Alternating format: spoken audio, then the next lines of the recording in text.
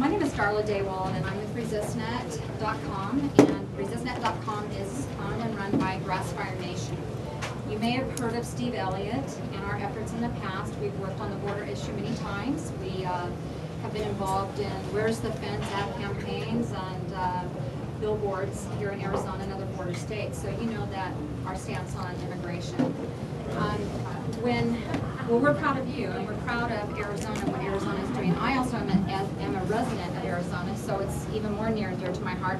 As a national director, though, I represent many, many people across this country, and we have collected over the last about 3 weeks, 126,101 petitions. As you'll see here, I'll just give you one to look at. This one here, for example, comes from people from Alaska. This just has all of their names and where they're from, what cities and what state. These boxes are full of people from all over the entire country. Now, I wanted to let you know what the petition that they signed states. It says, our petition supporting SB 1070 states, as a concerned American citizen, I strongly support Arizona's new immigration enforcement law, SB 1070, as well as other lawful efforts to secure our nation's borders. I oppose efforts to frame the immigration issue in terms of race and hate as a way to score political points and advance an amnesty agenda. Now, this letter is for you, also from Grassfire. So that's what this represents, and we wanted you to know that there are a lot of people who couldn't come here in the past few weeks to be a part of the rallies that have shown support of people from across the country, but that there are a whole lot of people out there, and more coming in. We still have more signatures pouring in that are saying, we support you, and we are so proud of you. You've probably seen on our site, I let you know about that, all the people that were supporting you and telling you how proud they are and how they would love to have a senator like you in their state who would author something the same. Well, I'm more than honored. This is about America. You know, we're a nation of laws. And America's on our side. I'm like you, I get a little frustrated at the framing that goes on by sometimes the media who doesn't help the case. Every time you pick up papers about Arizona controversial with who? Those who believe in the law versus those who don't believe in law. This is supported by the majority of Americans. In every poll, it's anywhere from 60 to 80%. In every poll, the majority of Americans. In Arizona, 60% of Hispanics, 56% of Democrats, 65% of independents, 86% of Republicans. I'd like to know who the controversial people are other than the anarchists and the people who refuse to recognize the name. Rob Prince is a real individual who was murdered because of our failure to secure the border and enforce our laws. Phoenix has had 12 officers killed or injured, seriously injured by illegal aliens. Yet we stand by Phoenix is still a national sanctuary policy, refusing to enforce the law. In opposition to the boots on the ground that demand the ability to enforce the law. We've had a raging battle with their mayor in the city, allowing them just to do their job, protect neighborhoods. Houston, a sanctuary city, 3 police officers killed. San Francisco, a sanctuary city, 3 policemen killed. Apparently that's not controversial, but this bill is, who just believes in the rule of law. I find it more than amazing. And I find it very disappointing that Janet Napolitano, who may have read the bill by now, I doubt it, who's in a foreign land, badmouth and apologizing for America's laws again. To a foreign country, we have to hear it through a foreign radio station of her declaration that they're going to sue the states. Somehow they would think the law is unconstitutional, simply enforces the law of the land. It's been the law of the land for 50 years. This is the most amazing thing in the world. You think Arizona made illegal illegal. Actually, folks, illegal is already illegal. And illegal is not a race, it's a crime. And we're a nation of laws. And we're good we're good people. We allow more people legally in the United States than all the other civilized nations combined.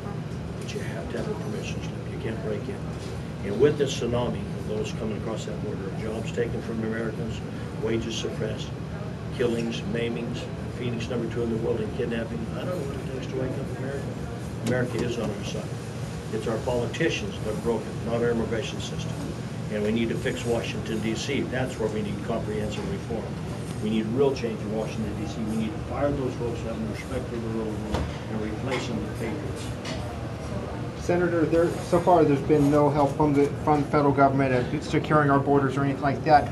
But we have militia groups that are coming in this weekend. They're going to be patrolling along I-8 armed militia groups. JT Reddy is one of them, who has been known to be part of a supremacist group. Are we encouraging people to take up arms and then try to protect the border, or should we let the government handle this? How do we go about this? You know, first of all, I'm very concerned about the kind of some of the groups you named.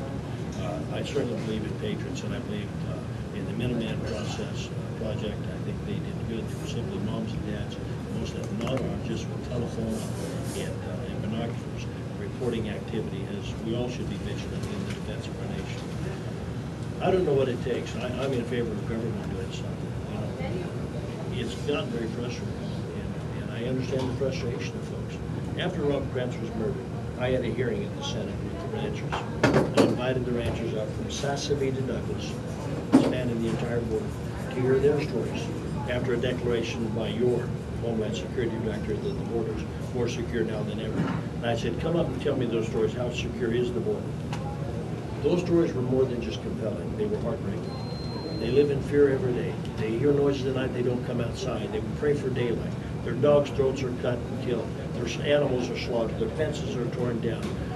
Their water lines are destroyed. One family, 18 burglaries, 3 home invasions, 3 cars stolen. One family, doors knocked on.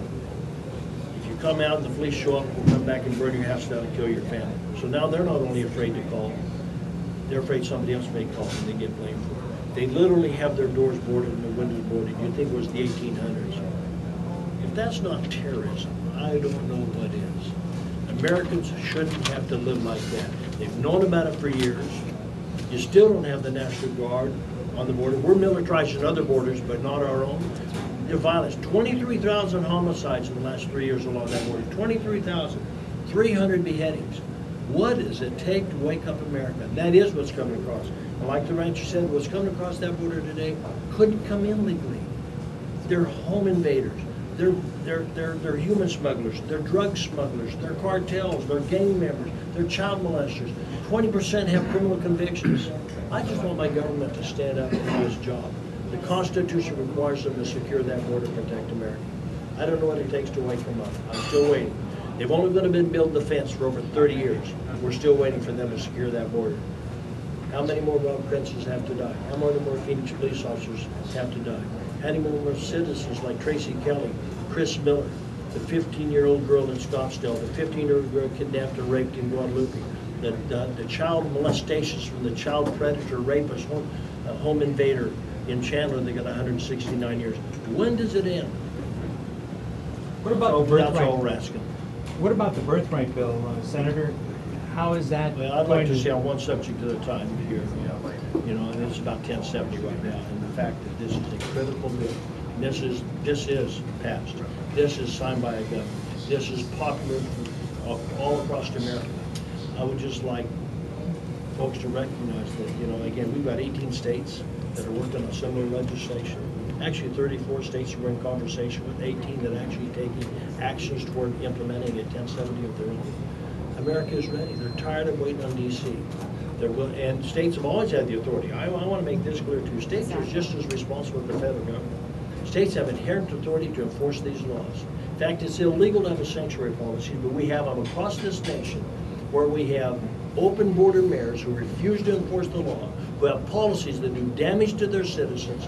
Government is complicit in the deaths, the maimings, and the billions of dollars in cost to the taxpayers because of their failure and refusal to enforce our laws. Your reaction to all these people saying we're on your side? You know, and this is exciting, and Darla, thank you. But an effort. I get thousands of emails. You know, I don't want to overuse the word tsunami, but it is unbelievable. Every day, not only at work, I'm 3,000 emails behind at work, and I spend several hours a day trying to answer and read those. I'm probably, well, I'm caught up almost at home, and just only a few hundred behind. You know, and it is clearly not